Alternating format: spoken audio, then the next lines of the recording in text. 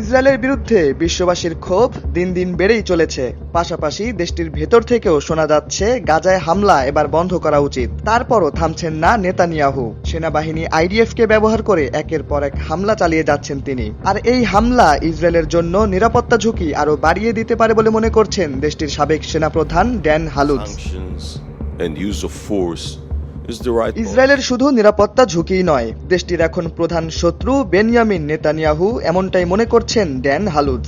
Israeli channel 12কে তিনি বলেছেন নেতানিয়াহুকে বন্দী করে কারাগারে পাঠানো উচিত। তিনি আরও বলেছেন নেতানিয়াহু ইসরায়েলের জন্য সরাসরি হুমকি স্বরূপ, তাকে বন্দী করা উচিত, তবে হত্যা নয়।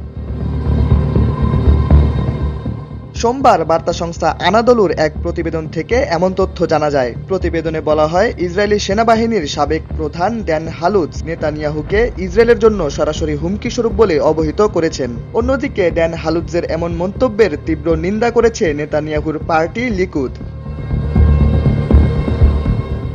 লিকুদ জানিয়েছে হালুৎজের এমন মন্তব্য গণতন্ত্রের বিরুদ্ধে এক প্রকার উস্কানি। প্রধানমন্ত্রী বেনিয়ামিন নেতানিয়াহুকে হত্যা করতে যা বামপন্থীদের উৎসাহিত করবে।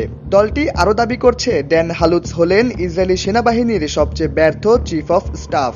নেতানিয়াহুকে নিয়ে হালুৎজের এমন মন্তব্যের জন্য বরং হালুৎজকেই বন্দী করা উচিত বলে মনে করছে লিকুদ।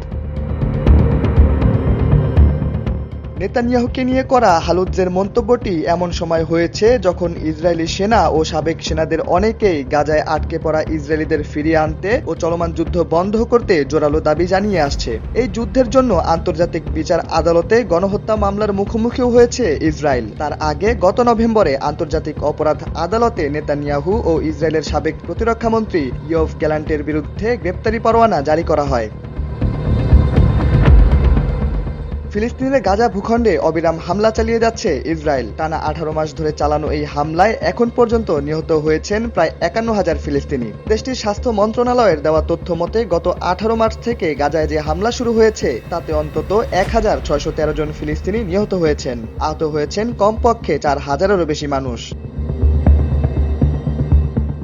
শাহরিয়ার আহমেদ, সময়ের আলো।